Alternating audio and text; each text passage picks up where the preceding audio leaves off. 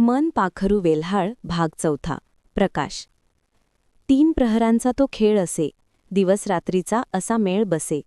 दिवसाची चाहूल देते की पहाट, आपण पाहतो सूर्योदयाची वाट. सूर्योदय होता उजळे प्रकाशवाट. अंधार आणि प्रकाश हे खरे तर सापेक्ष शब्द आहेत. खगोलशास्त्रानुसार सूर्य मावळला की अंधार होतो आणि उगवला की प्रकाश पडतो. संध्याकाळी जर कोणी घरात दिवे न लावता बसला असेल तर आपण म्हणतो, काय दिवाभीतीसारखा बसलायस, आणि सगळे दिवे पटापट लावतो. धर त्या दिव्याच्या प्रकाशात न्हाऊन निघते. प्रकाश हा शब्द फक्त उजेड या अर्थाने न वापरता अनेक वेगवेगळ्या ठिकाणी वेगवेगळ्या वेळी तो वापरला जातो. उषः काळ होता होता काळ रात्र झाली आणि पुन्हा एकदा महाराष्ट्र मोगलाईच्या अत्याचारांच्या टाचांखाली भरडला जाऊ लागला. समाज पारतंत्र्याच्या खाईत लोटला गेला आणि अचानक आशेचा एक किरण शिवनेरीवर लुकलुकला. महाराष्ट्राच्या भाग्याचा, शिवरायांचा जन्म झाला. महाराजांच्या अविरत आणि अथक प्रयत्नांनी महाराष्ट्र स्वराज्याच्या प्रकाशात उजळून निघाला. दुर्बल, गलितगात्र झालेल्या समाजाला समर्थ रामदास स्वामींनी बलोपासनेचा मार्ग दाखवला आणि शक्तीच्या प्रकाशवाटेवर तानाजी, येसजी, बाजी यांचे जीवन उजळून निघाले. ज्ञानेश्वरांनी भगवद्गीता प्राकृतात आणली आणि अंधश्रद्धा आणि कर्मकांडांच्या मार्गावरून विनाशाकडे जाणाऱ्या समाजाला ज्ञानेश्वरीच्या रूपाने ज्ञानाचा नवा प्रकाशमार्ग दाखवला. परमेश्वरापर्यंत पोहोचणारी प्रकाशवाट नामस्मरणासारख्या साध्या सोप्या वाटेने जाते. तुकाराम महाराज, जनाबाई, चोखामेळा, गोरा कुंभार, बहिणबाई यांनी ही भक्तीची प्रकाशवाट समाजाला दाखवली. साधनाताई आणि बाबा आमटे यांनी कुष्ठरोग्यांना आनंदवनातून निघणाऱ्या आनंदाच्या आणि स्वावलंबनाच्या प्रकाशवाटेवर नेऊन सोडले. रस्त्यावरील मनोरुग्ण स्त्रियांकरता काम करणारे धमाणे दाम्पत्य, भिकाऱ्यांकरता काम करणारे सोनावणे दाम्पत्य, नर्मदा प्रकल्पग्रस्तांच्या मुलांना पुन्हा शिक्षणाच्या प्रवाहात आणण्यासाठी खंबीरपणे उभ्या असलेल्या सुश्री भारतीताई ठाकूर, ही आणि अशी अनेक माणसे आज समाजातील वेगवेगळ्या स्तरावरील वेगवेगळ्या लोकांना प्रगतीच्या प्रकाशवाटेवर घेऊन जात आहेत. काळोखातून उजेडाकडे जाणारी प्रत्येक वाट आणि त्या वाटेवरील प्रत्येक पाऊल यशाच्या शिखरावर घेऊन जाते. खरे तर प्रकाशाचे एक स्फुलिंग प्रत्येकाच्या अंतर्मनात असतेच, फक्त ते फुंकर मारून प्रज्वलित करायचे असते. त्यातून उडालेल्या ठिणगीमुळे यश, कीर्ती, समृद्धीच्या शिखरावर माणूस जाऊन पोहोचतो. त्यांच्याबरोबरच त्यांच्या आयुष्यात येणाऱ्या अनेक लोकांची आयुष्य त्या प्रकाशात उजळून निघतात. उदाहरण म्हणून जमशेदजी टाटा, नारायण मूर्ती, भीष्मराज बाम यांच्याकडे बघता येईल. स्वतःच्या प्रकाशवाटेवर यशाचा मार्ग तर सगळेच चालतात, पण इतरांना सुद्धा मदतीचा हात देऊन त्यांना जे स्वतःच्या प्रकाशवाटेवर आणून त्यांचे आयुष्य पण उजळवून टाकतात, त्यांची प्रकाशवाट खऱ्या अर्थाने तेजस्वी होते. मन पाखरू वेल्हाळ भाग 4 मनरंग. मन रामरंगी रंगले, मन आत्मरंगी रंगले. तिथे मनाचे काय सांगावे, फिरत असते कुठे कुठे. आत्ता इथे तर मग एक दिवस सहजच लेकीच्या लग्नाचा अल्बम बघितला. मायेचा रंग डोळ्यातून वाहू लागला. कुलू मनाली ट्रिपचा अल्बम काढला. शुभ्र हिमशिखरांचा रंग मन माझे नहाले. केरळ ट्रिपचा अल्बम काढला तर निसर्गाच्या हिरव्या झुल्यावर आधीच झुलू लागले. तेवढ्यात इकडच्या स्वारींची हाक कानी आली. जरा चहाच्या रंगात रंगवा की त्या मनाला. मी उठले चहा करायला, पण मन मात्र गेले आसाम फिरायला. मनरंग या शब्दातच मला वाटते रंगांची जादू आहे. विचार करायला गेले तर कितीतरी छटा दिसतात आणि कोणाच्या मनाचा रंग कोणता असेल असा प्रश्नही पडतो. आजच्या 20 वर्षांच्या तरुणाईच्या मनाचा रंग काय असेल? शिक्षण, करिअर, बाईक, पार्टीज, प्रेयसी, प्रियकर अशा अनेक रंगछटा त्याच्या मनात असतील. पण तेच 16व्या वर्षी स्वराज्य स्थापनेची शपथ घेणाऱ्या शिवाजी महाराजांच्या मनाचा रंग कोणता असेल? शौर्याचा, हिंदुत्वाचा, भगवा रंग की आणखी कोणता? जय भवानी, जय शिवाजी म्हणत शत्रूवर तुटून पडणाऱ्या बाजी, तानाजी, मुरारबाजी अशा जीवावर उदार होऊन शत्रूवर तुटून पडणाऱ्या तरुण मावळ्यांच्या मनाचा रंग कोणता असेल?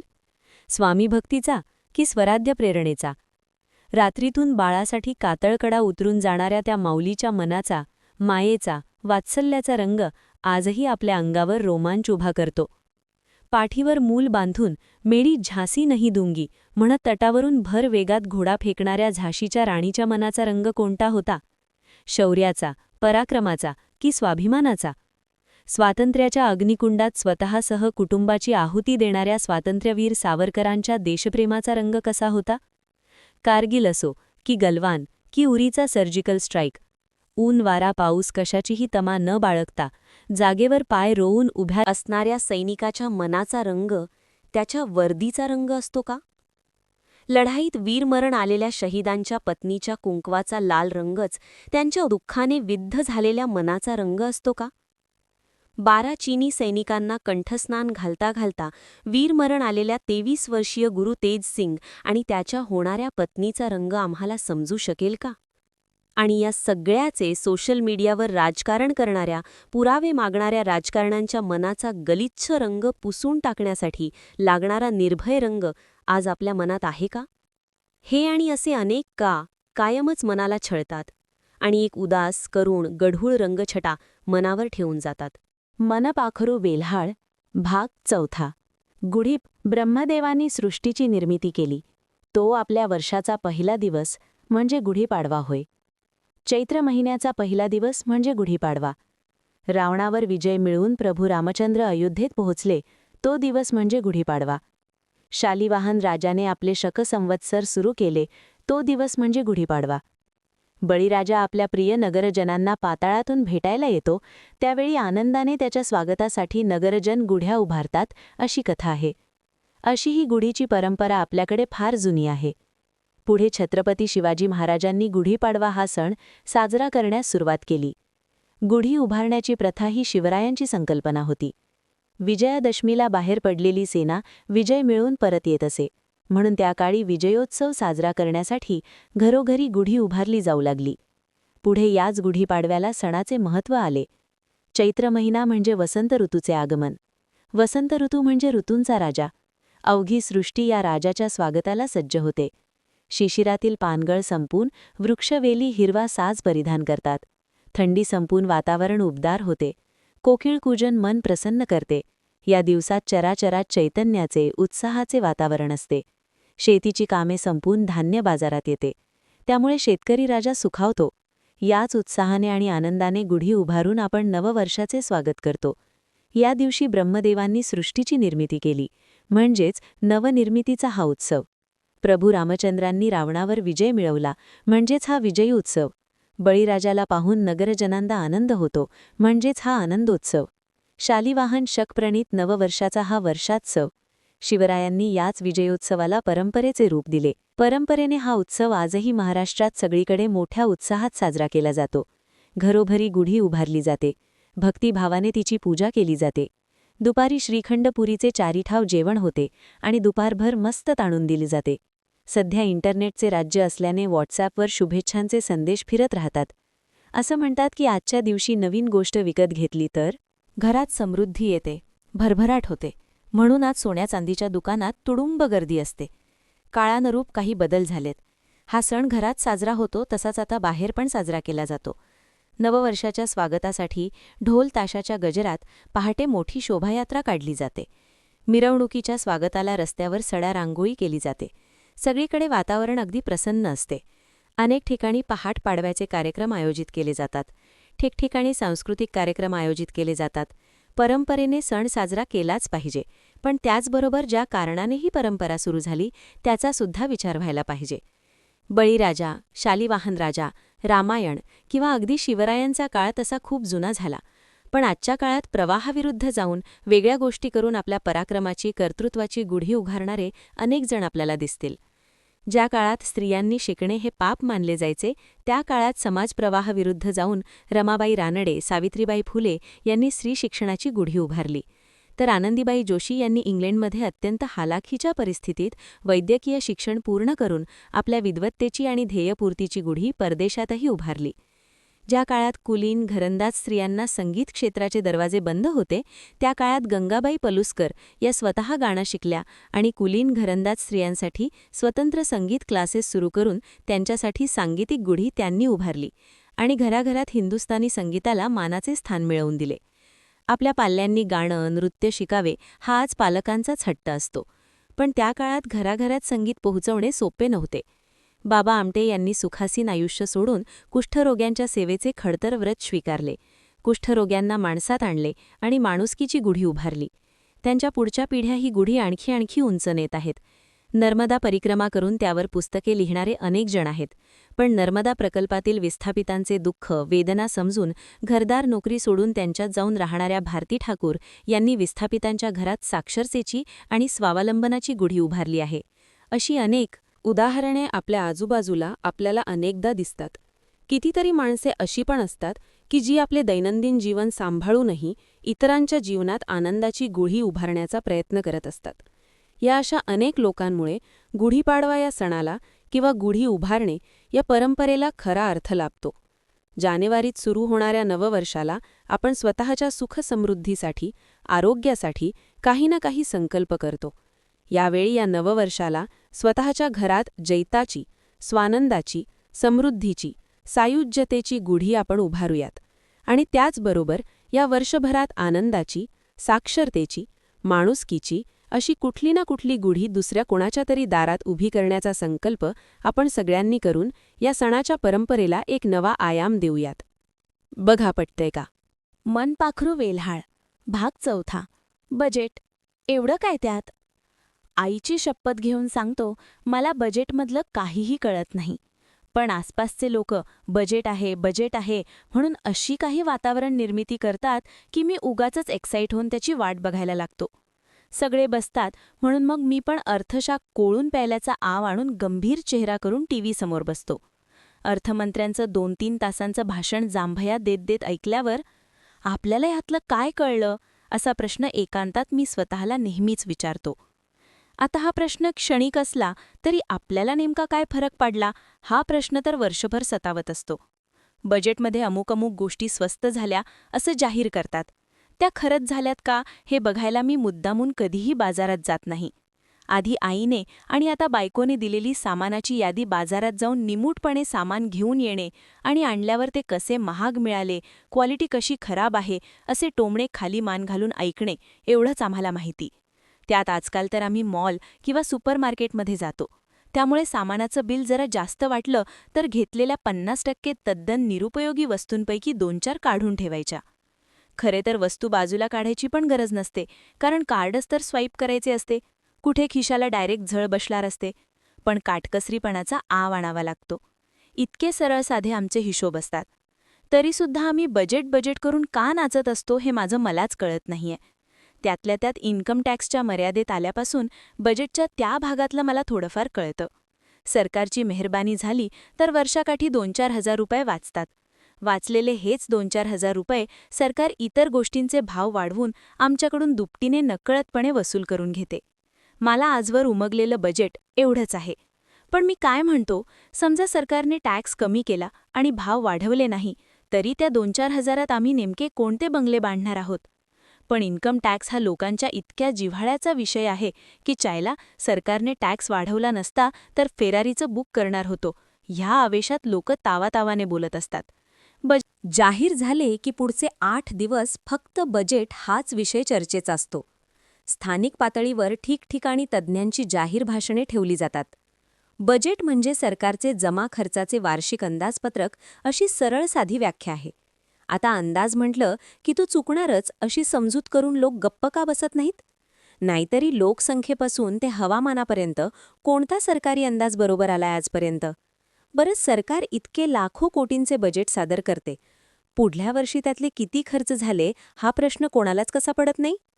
तुम्हाला सांगतो, लोकसभेच्या अध्यक्षपदी जर आमच्या गल्लीतला वाणी बसला असता तर त्याने अर्थमंत्र्यांना आधी जुना हिशोब क्लिअर करा, मग पुढचं बघू असं ठणकावून सांगितलं असतं. तसं पाहिलं तर हा प्रश्न आम्हाला महिन्याच्या घराच्या बजेटमध्ये सुद्धा पडत नाही, कारण मुळात तो प्रश्न पडण्याची गरजच पडत नाही. महिना अखेर अकाउंटमधली शिल्लक रक्कम बघून आपलं बजेट पार बोंबलले आहे हे दिसूनच येते. सरकारला फिस्कल डेफिसिट इकडून तिकडून कमी करण्याची सोय तरी असते. आम्हाला ती पण नाही. आमचे फिस्कटलेले बजेट म्हणजेच आमचे फिस्कल डेफिसिट. काल रात्री असंच मी बजेट म्हणून नाचत असताना बायकोने एवढे काय त्यात असे विचारून मला गप्प केले. तिला एवढे काय हे समजावून सांगताना मला बजेटचा ब सुद्धा समजत नाही असे माझा अंतरात्मा ओरडून सांगत होता. तरीसुद्धा मी जागतिक कीर्तीचा अर्थतज्ञ होऊ शकतो असा गैरसमज थोडा वेळाकरता निर्माण करण्यात मी यशस्वी झालो होतो. पण तेवढ्यात धोब्याकडून पैसे परत घेताना मी 10 रुपयाची फाटकी नोट घेऊन आलोय हे तिच्या लक्षात आले आणि माझ्यातल्या तज्ज्ञाचा त्रिफळा उडाला. आमचे जाऊ द्या, कारण आमचे नेहमीच जाऊ देण्यालायकीचे असते म्हणा. पण मंत्रालयातले सगळे तज्ज्ञ मिळून बजेट कसे तयार करत असतील हा प्रश्न मला नेहमी पडतो. म्हणजे बघा, अर्थमंत्री असे राजासारखे दरबारात उच्चासनावर बसले असतील. वेगवेगळ्या विभागाचे अधिकारी डोळ्यात अत्यंत करुण भाव आणून हात जोडून राजाकडे पैसे मागत असतील. राजा आणि प्रधान आपल्याच तोऱ्यात एकेकाची हजेरी घेत असतील. का रे रेल्व्या, तुला कशाला पाहिजे 5 लाख कोटी? कशाला नवीन रेल्वे लाईन टाकायचेत? आहेत त्या सांभाळ आधी. चल हे घे 2 लाख कोटी. आणि तू रे परिवहन, 400 कोटीच्या वरती 1 रुपया मिळणार नाही सांगून ठेवतो. आणि त्या समाज कल्याणला द्या 100 कोटी. तो रस्ते विकास बघा कसा लपून बसलाय कोपऱ्यात. काय रे, मागच्या वर्षी 70,000 कोटी दिले तुला. ते काय जावयाच्या गावात हायवे बांधण्यासाठी होय रे? 1 रुपया देणार नाही तुला आका. तुला किती पाहिजे रे संरक्षण? तुमचं काय बा, तुम्ही मोठी माणसं, तुम्हाला ब्लँक चेकच द्यावा लागतो. प्रधानजी, ह्यांना मोकळे करा लवकर. अहो कृषीताई, तुम्ही कशाला रडताय? तुमची वेगळी व्यवस्था आहे. हे बघा, 3 लाख कोटी ठेवलेत दुष्काळासाठी. ओला की कोरडा ते तुमचं तुम्ही बघा. आणि तो बाल विकास राहिला की हो? अहो, मुले म्हणजे आपल्या देशाचं भविष्य. द्या त्याला 1,000 कोटी. 2-4 तरी बगीचे बांधा हो ह्याच्यात. आणि हो, शिक्षणाचे काय तुमच्या? 5,000 कोटी देतो आणि 6 नवीन विद्यापीठं घोषित करून टाकतो. चालेल का? अरे रे, जलसंवर्धन करायचे राहिले ना. आणि आदिवासी वगैरे? प्रधानजी, उरलेले वाटून टाका बरे ह्यांच्यात. चला, झाले का सगळे? करा हिशोब प्रधानजी आणि मारा प्रिंटआउट. आणि जरा 2-4 चारोळ्या वगैरे टाका अधूनमधून. लोकांना हसवायला बरं पडतं ते. असो, बजेट जाहीर झालंय. आज बजेट सादर होण्यापूर्वीच हे मनोगत जगासमोर मांडावे असे वाटत होते.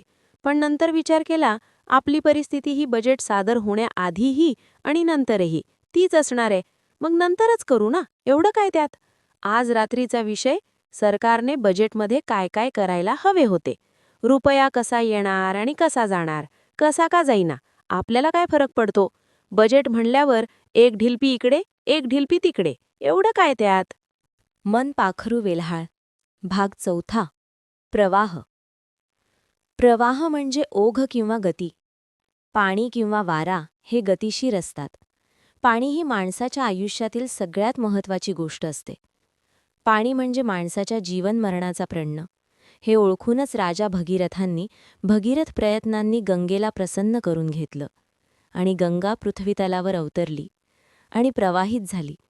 त्यामुळे माणसाचे आयुष्यसुद्धा समृद्ध आणि प्रवाही झाले. माणूस हा समाजप्रिय प्राणी आहे. तो समाजाच्या प्रवाहाच्या दिशेने जात असतो. म्हणजेच प्रवाह पतित होत जातो. अनेकदा या प्रवाहात त्याला वाहत जावे लागते. अनेकदा काही गोष्टी मान्य नसतात, पटत नसतात, पण तरीही तो प्रवाह बरोबर पुढे पुढे जात असतो. आहे ती परिस्थिती मनाविरुद्ध स्वीकारून पुढे जात राहतो. वाऱ्याला आणि पाण्याला जशी गती असते, तशीच गती माणसाच्या जीवनाला पण असते. पाणी, वारा आपल्या प्रवाहाच्या ओघाबरोबर मागची घाण, कचरा वाहून नेतात. पण माणूस मात्र अनेकदा वाईट किंवा चुकीच्या रूढी परंपरांच्या प्रवाहात इच्छेने किंवा अनिच्छेने वाहत जातो. जर पाण्याचा प्रवाह थांबला, पाणी एका जागी तुंबले, तर त्यावर शेवाळे धरते. तसेच अनेकदा प्रवाहपतित समाजाची प्रगती खुंटते आणि समाजाला एक वैचारिक कीड लागते. आणि मग अनेक अनिष्ट प्रथांचा पायंडा पडतो. नदीत पाण्याच्या प्रवाहाविरुद्ध पोहणे खूप अवघड असते. पार दमछाक होते, पण काही लोक जिद्दीने पोहतात आणि किनारा गाठतात. वारा आपल्याबरोबर पालापाचोळा वाहून नेतो आणि मग नंतर येणाऱ्या पावसात धरतीच्या उदरात नवीन बीज अंकुरते. सृष्टी अंगोपांगी बहरते. तसेच समाजाला लागलेल्या अनिष्ट रूढी परंपरांची कीड उखडून फेकली की समाज पुन्हा नव्याने प्रवाहित होतो आणि प्रगतीच्या वाटेवर चालू लागतो. तसेच काही माणसे समाजप्रवाहाविरुद्ध दंड थोपटून उभी राहतात आणि समाजप्रवाहाविरुद्ध पोहण्याला तयार होतात. आणि मग आत्ताच्या काळात लागू न होणाऱ्या समाजातील अनेक रूढी परंपरांना, चालीरीतींना छेद दिला जातो. जसे सती जाणे, बालविवाह, स्त्री शिक्षण अशा अनेक जुन्या बुरसटलेल्या रूढींविरुद्ध राजा राममोहन राय, धोंडो केशव कर्वे, गोपाळ गणेश आगरकर असे अनेक समाजसुधारक समाजाविरुद्ध दंड थोपटून उभे राहिले आणि या अनिष्ट प्रथांचा त्यांनी निष्पात केला. म्हणूनच आज स्त्री कुठल्याही क्षेत्रात मागे नाही. कधीकधी पोहता येत नसेल तर किंवा पाण्यातील भोवऱ्यात माणूस अडकला तर गटांगळ्या खातो. त्याचप्रमाणे प्रवाहपतीत होऊन सुद्धा अनेकदा गटांगळ्या खायची वेळ माणसावर येते. पण त्यावेळी ठामपणे नकार देण्याची हिंमत असेल तर त्या भोवऱ्यातूनही सही सलामत बाहेर पडू शकतो. काही वेळा नकळत एखाद्या प्रवाहात माणूस ओढला जातो. पण नंतर तो रस्ता योग्य वाटला नाही, पटला नाही, तर मागे फिरण्याची संधी आपल्याला असते. पण त्यासाठी वेळीच सावध होणे आवश्यक असते. अनेकदा असे होते की त्या प्रवाहाबरोबर माणूस इतका पुढे निघून जातो की त्याचे परतीचे मार्ग बंद होऊन जातात. मग प्रवाह ज्या दिशेला नेईल तिकडे जात राहणे इतकेच त्याच्या हातात उरते. काळाचा प्रवाह हा आणखीन एक वेगळाच प्रवाह असतो. जे चांगले ते सांभाळून ठेवण्याची क्षमता या प्रवाहात असते. उत्तम पुस्तके, नाटके, गाणी काळाच्या ओघात कधीच जुनी होत नाहीत किंवा नष्ट होत नाहीत. पहाट पाडवा दिवाळी पहाट असा एक सुंदर सांस्कृतिक प्रवाह या कालप्रवाहाला येऊन मिळाला आहे. त्यामुळे अनेक उदयोन्मुख कलाकारांच्या आयुष्यात सुंदर पहाट झाली आहे. काळाचा प्रवाह हा खरोखरच कालातीत असतो. राम, कृष्ण, गौतम बुद्ध यांच्यासारख्या थोर विभूती काळाच्या ओघात संपल्या नाहीत, तर उलट देवत्वाला जाऊन पोहोचल्या. शिवाजी महाराज, राणा प्रतापसिंग यांनाही याच अनेकांच्या मनात देवाचे स्थान आहे. एक कालप्रवाह मात्र माणसाच्या आयुष्याशी जोडला गेला आहे. आयुष्य थांबवण्याची क्षमता मात्र या कालप्रवाहात नाही. या कालप्रवाहात उलटा प्रवासही नाही. माणूस जन्मल्या जन्मल्या त्याचा कालप्रवाह सुरू होतो. तास, दिवस, महिने, वर्ष हा प्रवाह पुढेच जात राहतो. या प्रवाहात कोणालाही प्रवाहाविरुद्ध पोहता येत नाही. हा कालप्रवाह माणसाला मृत्यूच्या शाश्वत सुंदर दारात सोडूनच थांबतो. मन पाखरू वेल्हाळ भाग 4. कोपरा. कोपरा म्हणाल तर मनातली किंवा घरातली एक छोटीशी जागा. पण आपले आयुष्य मात्र हे कोपरे व्यापून उरतात. कधी आपण घराला कुलूप लावून बरेच दिवसांकरता बाहेरगावी जातो. खूप दिवसांनी घरी परतल्यावर घराची साफसफाई हा ऐरणीवरचा विषय असतो. घर झाडून पुसून स्वच्छ केले जाते. पण म्हणताना मात्र आपण घराचा कोपरा न कोपरा स्वच्छ केला असे म्हणतो. कुठे बाहेर जायचे असेल तर चपला पायात सरकवता सरकवता सहज म्हणतो, जरा कोपऱ्यापर्यंत जाऊन येते. किंवा सहज मुलांना सांगतो, जा रे जरा कोपऱ्यावरून दूध आण बरे पटकन. असा हा कोपरा आपल्या भौतिक जीवनात वारंवार येतो. घरातील काही वस्तू तर आपापले कोपरे धरून बसतात. जसे घरातील केरसुणी, धुणे वाळत घालायची काठी यांचे कोपरे प्रत्येक घरात ठरलेले असतात. आमच्याकडे आवारात एका कोपऱ्यात मोठे पारिजातकाचे झाड होते. मी झाडाखालची जागा नेहमी गवत वगैरे काढून स्वच्छ ठेवत असे. सकाळी सकाळी झाडाखाली चटई अंथरून मी तिथे अभ्यासाला बसायची आणि वरून मधून प्राजक्ताची फुलं अंगावर पडायची. खूप प्रसन्न वाटायचे आणि अभ्यास पण छान व्हायचा. खरं तर आजही लिहायला बसले की ते झाड आणि तो कोपरा मी खूप मिस करते. मनातल्या कोपऱ्यांचे तर बोलायलाच नको. मला तर वाटते मनात फक्त असंख्य कोपरेच असतात. त्या कोपऱ्यांना भावनांचे कंगोरे असतात. अगदी लहानपणापासूनच्या कितीतरी गोष्टींनी हे मनाचे कोपरे व्यापलेले असतात. नको ताई रुसू कोपऱ्यात बसू, येऊ दे ग गालात खुंकन हसू, किंवा रुसूबाई रुसू कोपऱ्यात बसू, तिकडून आली सासू अन खुंकन हसू, असे म्हणत बहिणीला प्रेमाने चिडवणारा छोटा भाऊ कायम बहिणीच्या मनातल्या एका कोपऱ्यात असतोच. लहानपणी मित्रमैत्रिणींबरोबर खेळलेले खेळ, केलेली दंगामस्ती एका कोपऱ्यात कायमच गर्दी करतात. काही कोपऱ्यात अत्यंत हळवे आठवणी असतात. जसे कधी अल्पवयातील अव्यक्तपणेच संपलेले प्रेम असते, तर कधी जिव्हारी बसलेला अपमानाचा घाव असतो. काही हळवे कोपरे तर मनाच्या आत दडवून ठेवलेले असतात, पुन्हा कधीही न आठवण्याकरता. मी कॉलेजमध्ये असताना आमच्या यूथ हॉस्टेलच्या ग्रुपमध्ये कुणाच्याही नकळत एक अव्यक्त प्रेम एका मनाच्या एका कोपऱ्यात फुलत होते. दोघांच्याही नकळत मैत्रीच्या पलीकडला एक वेगळा धागा विणला जाऊ लागला होता. आणि अचानक एक दिवस, एकच क्षण सगळेच विस्कटले. होत्याचे नहोते झाले. ट्रेकिंगला गेलो असताना काही कळायच्या आत पाय घसरून तो 100 फूट खोल दरीत कोसळला आणि तो हळवा कोपरा थरथरत्या हातांनी बंद झाला. तो कायमचाच. दरवर्षी त्या तारखेला तो कोपरा कुणाच्याही नकळत फक्त थरथरतो. असे हळवे कोपरे कधी न उघडलेलेच बरे. वेगवेगळ्या कोपऱ्यांमध्ये वेगवेगळ्या भावना जपलेल्या असतात. अनेक जिंकलेल्या स्पर्धा, मिळालेले यश हे अभिमानाच्या कोपऱ्यात जाऊन बसतात. तर अनेक सुखाचे क्षण आनंदाच्या कोपऱ्यात मजेत हुंदडत असतात. काही दुःखी अपयशी क्षण अपमानाच्या कोपऱ्यात दडून बसतात. एखाद्या कातर वेळी मात्र अपमानाच्या कोपऱ्यातले दुखरे क्षण बाहेर डोकावतात आणि मन अधिकच उदास होते. खरे तर केव्हा कोणत्या कोपऱ्यातील क्षण बाहेर डोकावतील काही सांगता येत नाही.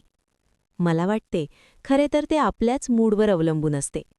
म्हणजे आपण आनंदी असलो तर सुखाचा कोपरा उघडतो आणि त्यातील आठवणी उचंबळून येतात. खरे तर मन हा असा कोणताच अवयव शरीरात नसतो. त्यामुळे मन आणि त्यातील कोपरे हे आपल्या भावनांचे खेळ असतात. आणि हे खेळच आपले आयुष्य सुंदर आणि रंगीत बनवत असतात. मन पाखरू वेल्हाळ या पुस्तकांचे पुढील भाग ऐकण्यासाठी आमच्या मराठी ऑडिओ कट्टा या चॅनलला सबस्क्राईब करा, लाईक करा, शेअर करा आणि कमेंट करायला विसरू नका.